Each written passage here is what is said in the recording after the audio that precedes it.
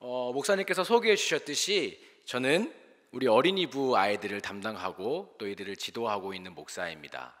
우리 어린이부 아이들은요, 초등학교 1학년부터 그리고 6학년까지 이렇게 모든 초등학생 아이들이 모여 있습니다. 그래서 이 모든 아이들을 매주 만나다 보면요, 참 많은 일들이, 아주 다양한 사건들이 매주 일어납니다. 이 시간으로 성도님에게 말씀을 전하면서 그 중에 아주 가끔 일어나는 사건 한 가지를 소개하려고 합니다. 우리 어린이 부서는 지하 1층에 나무나라실에서 예배를 드리고 있습니다. 그래서 이 이야기는 동숭이와 나무의 이야기입니다.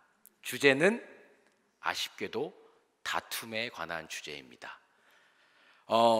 제가 어느 주일날 지하 1층 나무나라실에 가보니까요, 동숭이와 나무가 서로 다투고 있었어요. 왜 네 잘못이니? 내가 이렇게 하겠다느니? 하면서 막 다투고 있었습니다. 그래서 제가 사명감을 가지고 이 아이들에게 다가갔어요. 탁 갔는데요, 다가가자마자 저를 당황하게 하는 사건이 일어납니다. 갑자기 이 아이들이요, 저를 보더니 동시에 울기 시작하는 거예요. 이 얘네들이 다투고 있었지 울지는 않고 있었거든요. 그래서 제가 가니까 눈물을 흘리려고 막 그러고 있는 거예요. 당황을 했습니다. 그런데 조금 후에 저를 또 한 번 당황시켰습니다.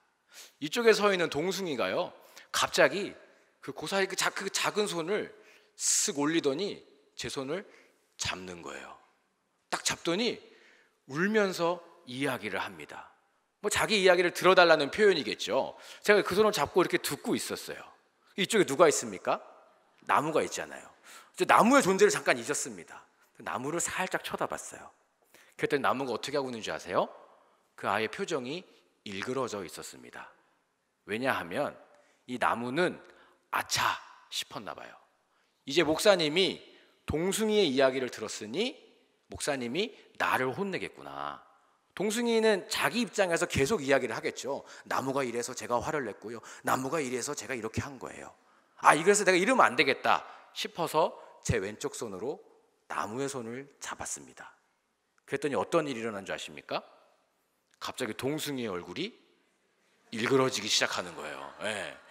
제가 그 사건을 경험하면서요, 그 사건을 경험하면서 어떤 생각이 들었냐면, 아이들은 자기보다 힘이 센 사람, 그리고 어떤 사건을 판결해주고 정리해줄 수 있는 그런 권위 있는 사람을 자기 편으로 만들고 싶어 하는구나.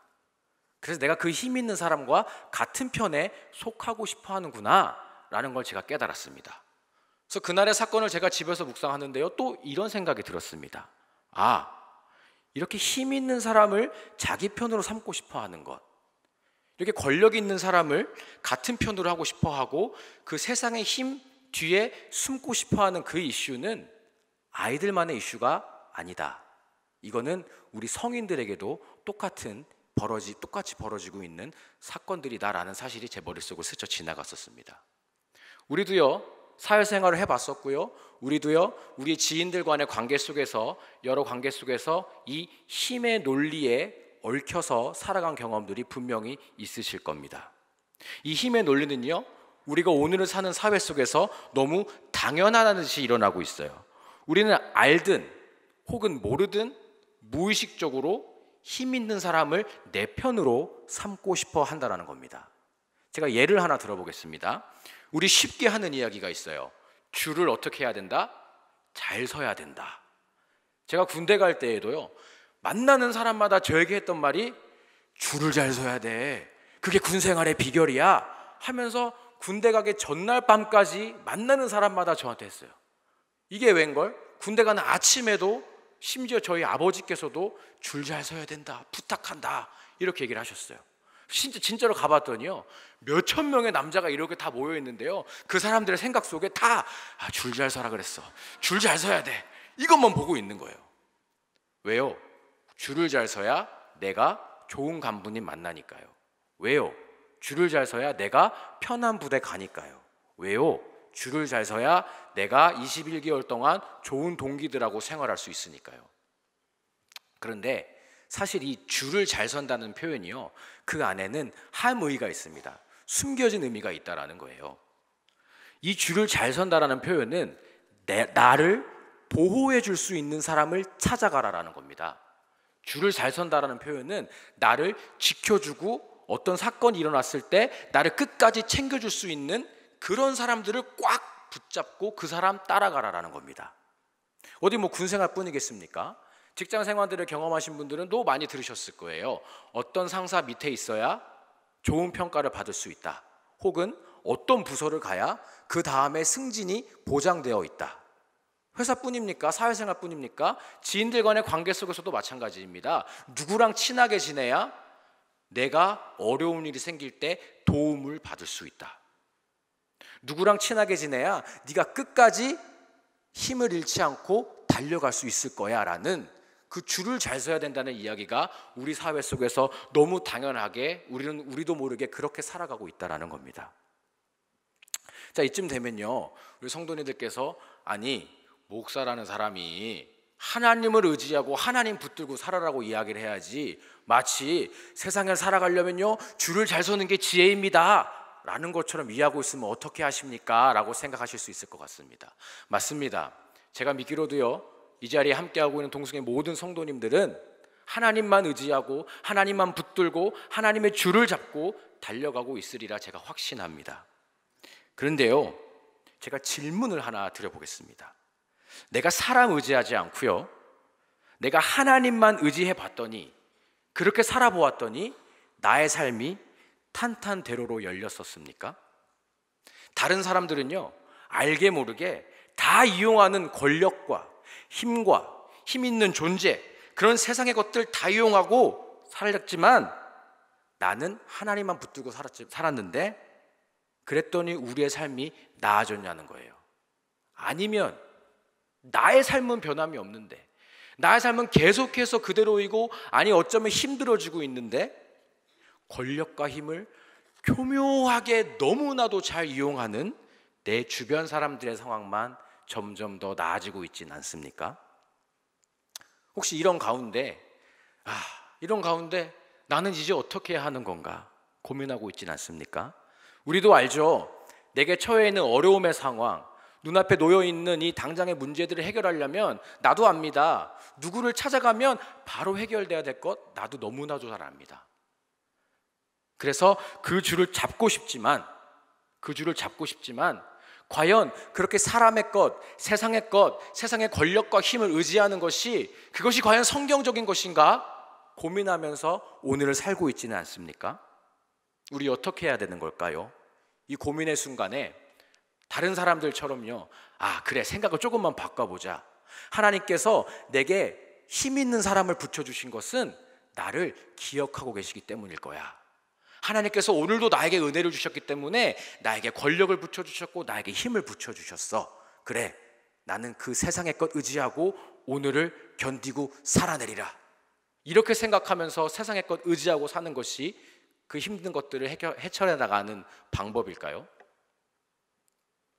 이 같은 고민을 해보았거나 혹은 지금도 하고 계시거나 혹은 해보게 될 것 같다라고 생각하는 모든 성도님들에게요, 오늘 제가 나누는 이 하나님의 말씀이 도전과 울림이 되면 좋겠습니다.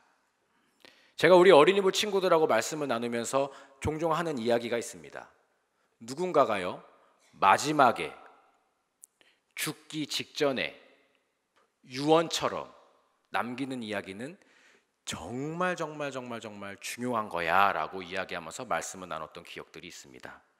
그렇게 이야기하면서 나눴던 성경의 인물들이 누가 있었냐면 사무엘의 마지막 설교를 나눠보았고요, 모세가 했던 마지막 설교를 나눠보았고요, 또 우리 예수님의 마지막 말씀 가지고도 함께 말씀을 나눴던 기억이 있습니다. 오늘 우리가 읽었던 본문의 말씀 역시도 누군가의 마지막 말입니다. 누군가의 마지막 설교이고요, 누군가의 유언과 같은 이야기입니다. 그 누구가 누구입니까? 여호수아입니다. 여호수아가요, 이스라엘 백성들을 이끌고요, 출애굽을 이룬 다음에 가나안 땅에 정착하고 다음에 가나안 땅 분배까지도 다 마치고 나서 여호수아가 직감했습니다. 이제 내가 곧 죽겠구나. 내가 죽기 전에 우리 이스라엘 백성들에게 중요한 말을 남겨놔야겠다 하며 오늘의 마지막 이야기들을 풀어나갑니다. 그리고 그 마지막 이야기, 그 유언과 같은 이야기, 그것이 바로 무엇입니까? 우리 14절 말씀인데요, 함께 읽어보면 좋겠습니다. 시작. 그러므로 이제는 여호와를 경외하며 온전함과 진실함으로 그를 섬기라. 너희의 조상들이 강 저쪽과 애굽에서 섬기던 신들은 치워버리고 여호와만 섬기라. 지금 여호수아가요 무슨 말씀을 하고 있습니까? 누구만 섬기라고 이야기하고 있습니까? 여호와만 섬길 것을 당부하고 부탁하고 명령하고 있습니다. 이 마지막 말로 이스라엘 백성들에게 여호와를 섬기라고 명령한 것, 이 사실이 사실 굉장히 중요합니다. 너무 단순하고 간단한 이야기 같지만 이 사실이 굉장히 중요합니다. 왜냐하면요 이스라엘 백성들의 삶의 모습, 모세가 출애굽을 한 이후에 그들의 삶의 태도를 보면요, 이스라엘 백성들이 자신들이 붙잡아야 할 줄이 누구인지를, 자신들이 누구를 의지하고 살아야 되는지 명확히 모르는 사람처럼 보이기 때문입니다. 우리 말씀을 한 군데 더 찾겠습니다. 출애굽기 32장 4절의 말씀입니다. 함께 읽겠습니다. 시작. 아론이 그들의 손에서 금고리를 받아 부어서 조각칼로 새겨 송아지 형상을 만드니 그들이 말하되 이스라엘아 이는 너희를 애굽 땅에서 인도하여 낸 너희의 신이로다 하는지라. 이게 지금 무슨 말입니까? 이스라엘 백성들이요 출애굽해서요 광야로 나와 봤습니다. 그런데요 그들의 눈에 하나님이 보이지가 않아요. 그래서 지금 이들이 무엇하고 있습니까? 금송아지를 만들어 놓고, 자 이제 이 금송아지가 우리를 인도해낼 신이다. 자 이제 이 금송아지를 붙잡고 우리가 이 광야 생활을 헤쳐나가면 우리의 삶이 평안할 것이다 라고 이야기하면서 금송아지 우상을 만들어 놓고 그 줄을 붙잡겠다는 선택을 했다라는 겁니다. 뿐만 아닙니다. 이스라엘 백성들 다음과 같은 이야기도 합니다. 우리 민수기 말씀입니다. 민수기 11장 5절입니다. 시작. 우리가 애굽에 있을 때에는 값없이 생선과 오이와 참외와 부추와 파와 마늘들을 먹은 것이 생각나거들. 이건 또 지금 무슨 말입니까? 이스라엘 백성들이요 하나님 말씀 따라서요 모세 믿고요 애굽을 탈출했습니다. 그런데 광야에 나와 봤더니요 이들이 먹을 것이 없는 거예요. 고기를 먹고 싶은데 고기가 없는 거예요. 물을 먹고 싶은데 물이 없습니다. 그러면서 한다는 이야기가, 우리가 저 강대국 애굽을 의지하였더라면, 우리가 저 강대국 애굽의 사람의 손을 붙잡고 있었더라면 적어도 우리가 오늘 굶어 죽지는 않았을 텐데 하면서 강대국인 힘이 있는 권력이 있는 그 애굽의 줄을 붙잡겠다고 이들이 지금 이야기하고 있다는 겁니다. 이스라엘 백성들이 금송아지 따라가면 그들의 삶이 평안해집니까? 이스라엘 백성들이 애굽의 힘을 의지하면 그들의 삶이 평안해질까요? 이런 과거의 전력들이요 여호수아로 하여금 불안하게 했습니다. 이런 과거의 전력들이 여호수아로 하여금 걱정하게 했다라는 거예요. 그래서 이 여호수아가 죽기 직전에 유언으로 남기는 말씀이 무엇입니까? 한 번 더 찾아보겠습니다. 14절 말씀 같이 읽겠습니다. 시작. 그러므로 이제는 여호와를 경외하며 온전함과 진실함으로 그를 섬기라.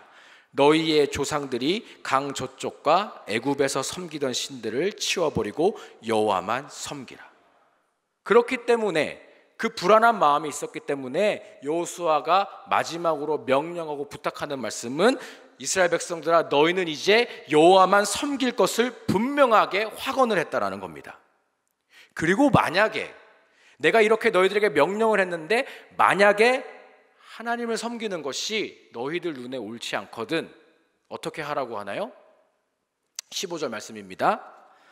만일 여호와를 섬기는 것이 너희에게 좋지 않게 보이거든 너희 조상들이 강 저쪽에서 섬기던 신들이든지 또는 너희가 거주하는 땅에 있는 아모리족 속의 신들이든지 너희가 섬길 자를 오늘 택하라. 오직 나와 내 집은 여호와만 섬기겠노라 라고 하고 있습니다.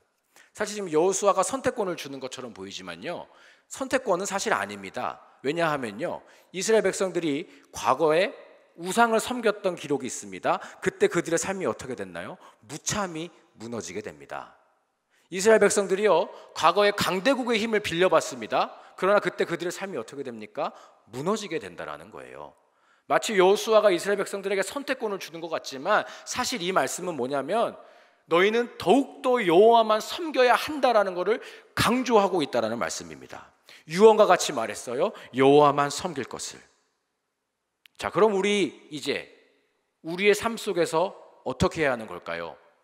누군가가 죽기 직전에 하는 말은 제가 중요한 거라고 우리 아이들에게 말했습니다. 그래서 우리 아이들은 제 말 듣고요, 정말 중요하다고 생각합니다.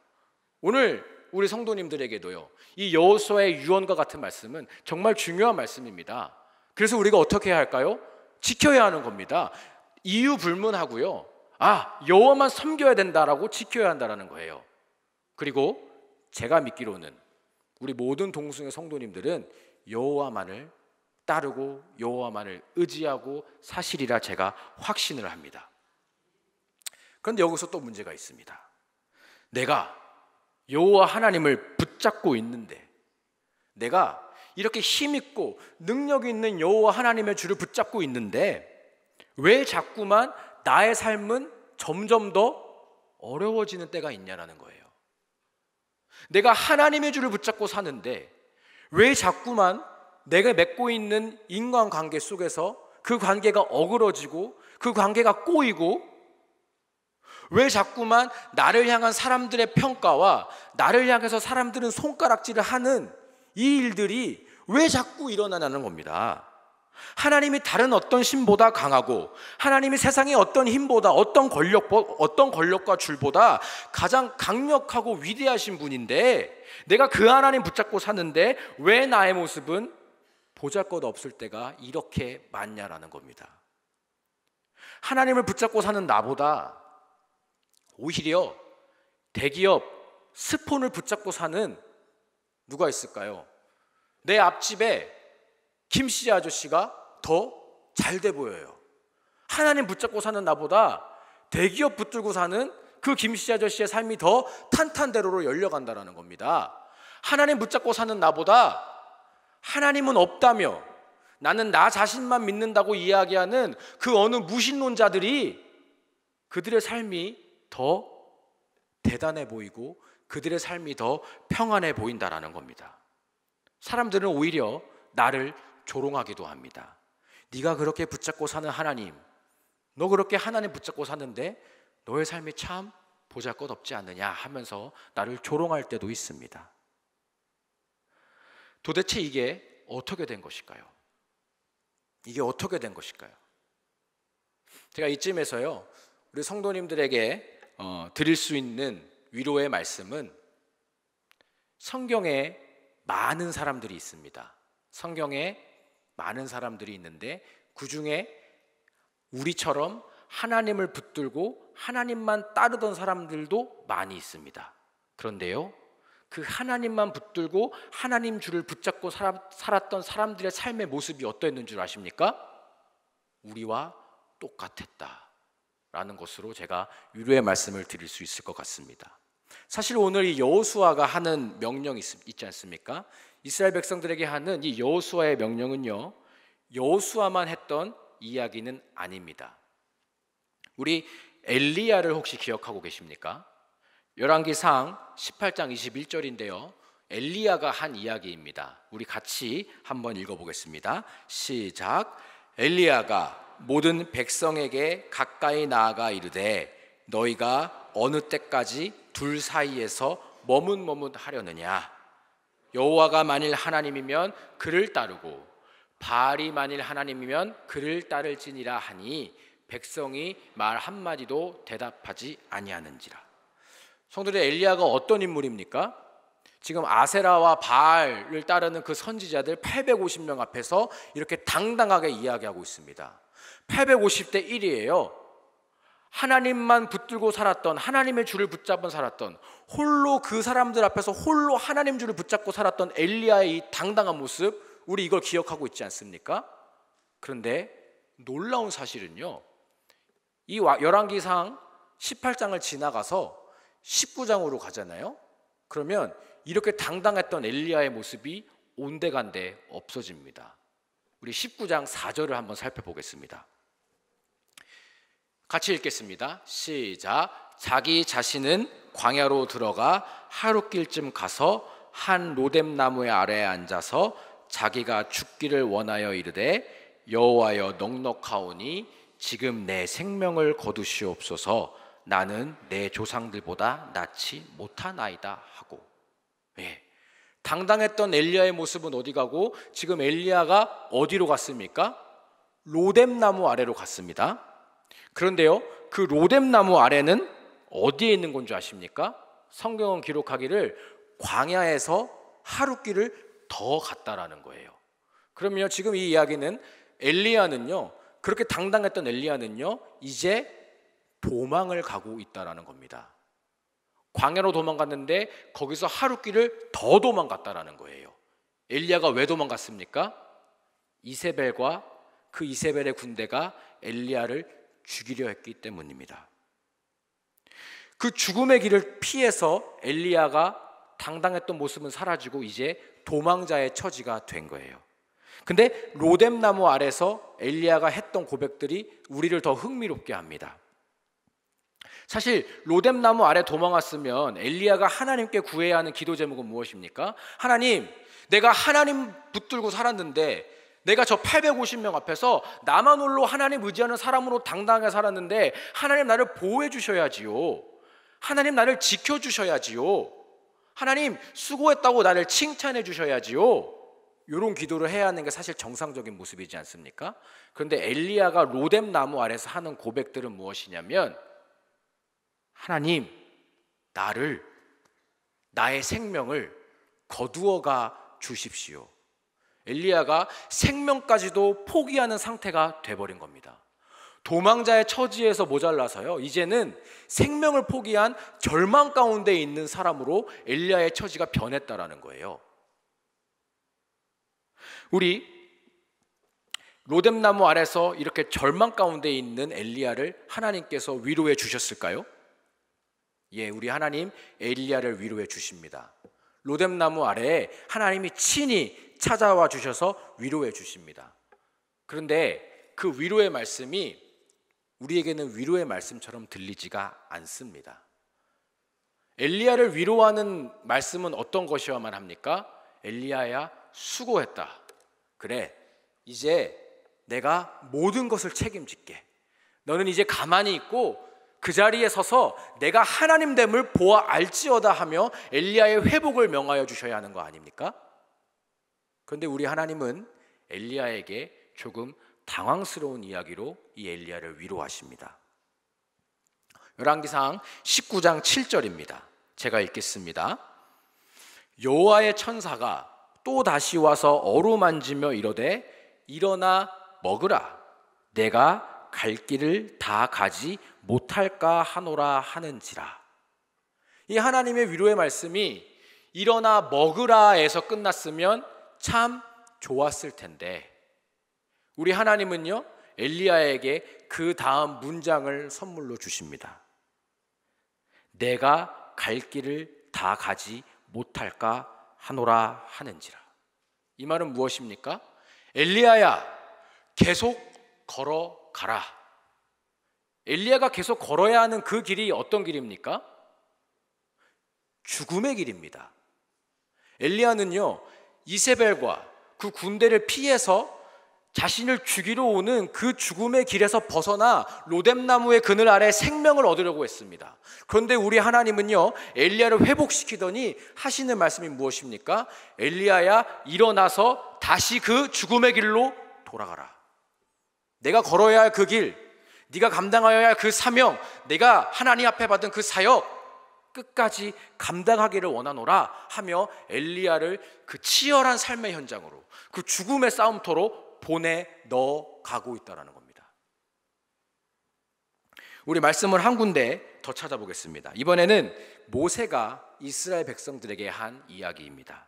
출애굽기 32장 26절에서 27절의 말씀인데요, 우리 다 함께 두 절을 읽도록 하겠습니다. 시작. 이에 모세가 진문에 서서 이르되 누구든지 여호와의 편에 있는 자는 내게로 나오라 하매 레위 자손이 다 모여 그에게로 가는지라.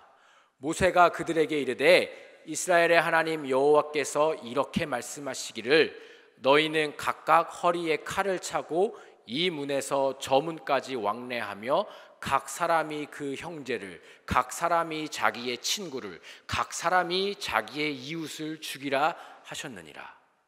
지금 이 출애굽기 32장의 상황은 어떤 상황이냐면요, 모세가 십계명을 받으러 시내산 위로 올라갑니다. 그리고 내려와 봤더니요, 이스라엘 백성들이 뭘 만들었었나요?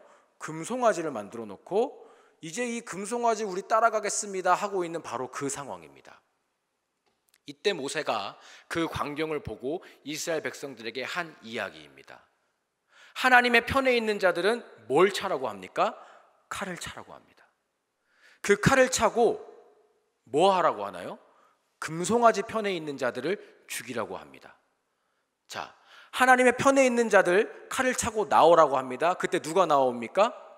레위 자손들이 우리가 하나님의 편에 섰습니다 하고 레위 자손들이 달려 나옵니다. 그리고 레위 자손을 제외한 다른 이스라엘 백성들은 금송아지 편에 머물러 있었다라는 거예요. 그리고 나서 하나님께서 모세와 레위 지파에게 명하였던 명령이 우리를 당황스럽게 합니다. 레위 지파에게 뭐라 말씀합니까? 금송아지 편에 있는 자들을 죽이라 합니다. 그런데 금송아지 편에 있는 자들은 누구예요? 이스라엘 백성들의 동족입니다. 성경은 기록하기를 이스라엘 백성들의 친척이라 이야기합니다. 이스라엘 백성들 각 개인의 형제라 이야기하고요, 이스라엘 백성들 각 개인의 이웃이라 이야기합니다. 하나님은요, 어제까지 동고동락했던 너희들의 친척들, 가족들, 이웃들을 죽이라라고 지금 명령하고 있는 겁니다. 엘리야의 마음을 한번 생각해 보시기 바랍니다. 내가 이제 로뎀나무 그늘 아래서 하나님의 생명수를 얻고 쉴 줄 알았더니 나를 죽음의 싸움터로 다시 보내시는 그 하나님의 음성을 들었을 때 엘리야가 느꼈을 그 당황스러운 마음을 한번 생각해 보시기 바랍니다. 그리고 이번에는 레위 지파들의 마음을 한번 생각해 보시기 바랍니다. 얼마나 자랑스러웠겠습니까? 저 사람들은 금송아지 믿겠다 하는데 하나님, 나는 하나님 믿겠습니다 하며 나왔으니 자신들은 하나님 앞에 칭찬받겠다 생각하지 않았겠습니까? 그런데 하나님께서 레위 지파에게 하는 말씀은 너가 내 친척과 내 이웃과 내 동족 가족을 죽이라라는 말씀입니다. 하나님의 편에 서서 행복하고 평안해질 줄 알았습니다. 하나님의 편에 서서 내가 칭찬받고 위로받을 줄 알았습니다. 그런데 지금 상황은요, 하나님의 편에 섰더니 오히려 괴롭습니다. 내가 하나님의 줄을 붙잡았더니 오히려 하기 힘들고 피하고 싶은 일들을 지금 해야 하는 상황에 처했다라는 겁니다. 이제 우리의 삶의 모습을 한번 돌아보기 원합니다. 우리 삶 속에서 하나님의 편에 서 있습니까? 우리 삶 속에서 하나님의 줄 붙잡고 살고 계십니까? 그렇다면 우리는 어떤 각오를 가지고, 어떤 마음과 어떤 태도를 가지고 그 하나님을 붙잡고 서 있습니까? 오늘 말씀을 통해서 우리가 발견할 수 있는 사실 한 가지는 여호와의 편에 선다는 것, 하나님의 줄을 붙잡는다는 것, 이것은 우리에게 평안이 약속되었다라는 게 아니라는 겁니다. 내가 하나님의 줄을 붙잡고 여호와의 편에 선다는 것은 우리에게 잔잔한 바다가 약속되었다는 게 아니라는 사실이라는 겁니다. 내가 하나님의 편에 서고 하나님의 줄을 붙잡는다는 것은요, 오히려 폭풍이 몰아칠 때 그 폭풍을 맞서러 나간다는 것과 같다라는 겁니다. 그 폭풍 한가운데로 내가 달려가야 한다는 것과 마찬가지라는 뜻입니다. 왜요? 왜 그래야 하는 겁니까? 우리 주님이 바로 그 폭풍 앞에서 우리와 함께 그 폭풍을 잠잠케 하고 싶어 하시기 때문입니다. 주님은요, 우리에게 잔잔한 바다를 주신 게 아닙니다. 우리 주님은요, 오히려 우리와 그 폭풍 치는 바다를 잠잠케 하고 싶어 하신다는 겁니다. 주님은요, 그 파도가 높이 칠 때요, 우리와 함께요, 폭풍아 내가 그치기를 원하노라 라고 담대하게 선포하기를 원한다고 하는 겁니다. 정리하면 하나님의 편에 서고 하나님의 줄을 붙잡는다는 것, 이것은 단순히 내가 하나님 안에서 평안히 살겠다는 의미가 아니고요, 하나님이 하시는 사역과 하나님이 하시는 그 일에 내가 동참하겠습니다. 내가 감히 하나님의 사역에 동역하겠다라는 뜻이라는 겁니다. 성도는, 세상에는요 많은 사람들이 있습니다. 그리고요 많은 그리스도인들도 있습니다. 우리 주님께서 바다야 잠잠하라 라고 외쳤을 그때에도 주님의 주변에는 사람들이 있었습니다. 마가복음 4장 38절에서 39절의 말씀입니다. 함께 읽겠습니다. 시작. 예수께서는 고물에서 베개를 베고 주무시더니 제자들이 깨우며 이르되 선생님이여 우리가 죽게 된 것을 돌보지 아니하시나이까 하니 예수께서 깨어 바람을 꾸짖으시며 바다더러 이르시되 잠잠하라 고요하라 하시니 바람이 그치고 아주 잔잔하여 지더라. 지금 저 배 위에도요 주님의 편에 서고 주님을 따르던 사람들, 주님을 붙잡던 사람들이 있습니다. 그런데 우리의 눈에는요 주님과 동역하고 있는 사람들은 보이지 않습니다. 하나님의 편에 서서요 하나님의 보호를 받고 하나님의 평안을 바라고 사는 것, 그럴 수 있습니다. 그런데 우리가 잊지 말아야 할 사실 한 가지는, 하나님께서는요 우리에게 더한 능력을 허락하셨다는 사실을 잊지 마셨으면 좋겠습니다. 주님 제자들에게 말씀하셨습니다. 믿음이 없는 자들아. 바다가 들이치고 폭풍이 일으킬 때 그 바다를 향하여 바다야 잠잠할지어다 라고 외치지 못한 제자들을 향하여 우리 주님이 믿음이 없는 자들아 하며 안타까워하시면서 그들을 꾸짖으셨다라는 거예요. 왜 그랬을까요? 우리 주님 분명히 아시거든요. 나를 따르고 나의 줄을 붙잡고 있는 너희들에게는 나와 같은 능력이 있는데 왜 그 능력을 발휘하며 살지 못하는가 하시면서 안타까워하셨다라는 겁니다. 우리도 분명히 할 수 있다라는 거죠. 주님이 하셨다면 주님과 동역하는 우리도 역시 그 일들을 할 수 있다라는 사실을 주님께서는 아셨다라는 겁니다. 제가 우리 성도님들에게 여쭙겠습니다. 평안을 바라며 사시겠습니까? 아니면 평안을 명하며 사시겠습니까? 내게 임할 하나님을 기대만 하며 사시겠습니까? 아니면 하나님과 동역하며 나의 삶을 살아내시겠습니까?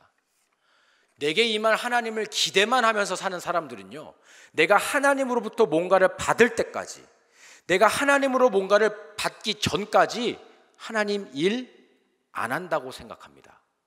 그런데요 하나님과 동역하는 사람들은요 하나님 일하고 계시는구나, 하나님 어제도 일하셨고 하나님 내일도 일할 계획을 하고 계시고 하나님 지금도 계속해서 이 세상을 끌어안으시며 이 세상에 당신의 백성들을 위하여 그 큰 열심으로 일하고 있구나라는 사실을 매일매일 깨달으며 산다라는 사실입니다. 제가 서두에 우리 동승이와 나무의 이야기를 했습니다. 우리 아이들은요 제가 뭐라고 다툼과 갈등의 현장에서 그렇게 저를 자기 편으로 만들고 싶어 합니다. 우리 역시 삶의 현장에서 마찬가지지요. 나에게 힘이 되고 나의 편이 되어줄 사람, 그 그늘 밑에서 숨고 그 그늘 밑에서 쉬고 싶은 것, 그거 당연합니다. 그런데 잊지 마십시오. 여호수아 때부터요, 그 옛날 여호수아 때부터요 성경이 우리에게 명령하고 있는 사실 한 가지는 여호와만 섬기고 여호와만 의지하고 여호와 하나님의 줄을 붙잡으라는 사실입니다. 그런데요 그 하나님의 줄을 붙잡을 때요 놓치지 말아야 할 사실 하나는 우리에게 각오가 필요하다는 겁니다. 그 하나님의 줄을 붙잡을 각오가 필요하여 그 하나님의 줄을 꽉 붙잡고 오늘을 살아가야 한다는 겁니다. 성도님들, 그 하나님의 줄을 붙잡을 때요 우리에게 이런 확신이 있었으면 좋겠습니다. 내가 붙잡고 있는 이 줄이 마치 그 옛날 모세가 들었던 하나님의 지팡이로 변할 거리라는 확신이 우리 가운데 있었으면 좋겠습니다.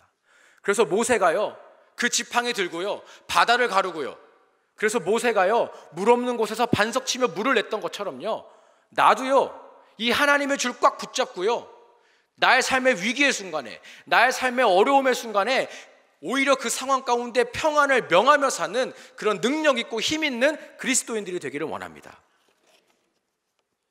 그랬더니요, 내가 그렇게 살아보았더니요, 우리의 마지막 고백이 세상의 사람들이 말하는 탄탄대로가 그게 하나님의 평안이 아니었구나라는 고백이 우리 입술 가운데 있었으면 좋겠습니다. 오히려요, 하나님의 사역에 동역하면서요, 하나님의 사역의 순간에 동역하면서 경험하는 하나님의 역사의 그 순간순간들, 그 하나님 역사의 순간순간들에 내가 산 증인이 되어가는 것이, 하나님 일하시는 것을 내 눈으로 보며 사는 그 모습들이, 그것이 하나님이 내게 주셨던 가장 큰 평화였구나, 그것이 하나님이 내게 주셨던 가장 큰 위로였구나, 그것이 하나님이 내게 주셨던 가장 큰 회복이었구나라는 고백이 우리의 마지막 입술 가운데 담겨 있길 소원합니다. 하나님께서 우리 성도님들에게 하나님과 동역하면서 얻어지는 그 하늘의 평안을 허락해 주시기를 간절히 소원합니다.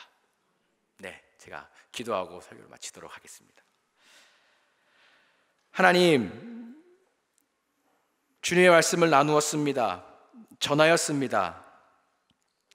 우리가 오늘을 살면서 삶의 어려운 순간에, 그리고 위기의 순간에 하나님만을 붙들고 하나님만을 섬길 수 있는 그 용기를 우리에게 허락하여 주시옵소서.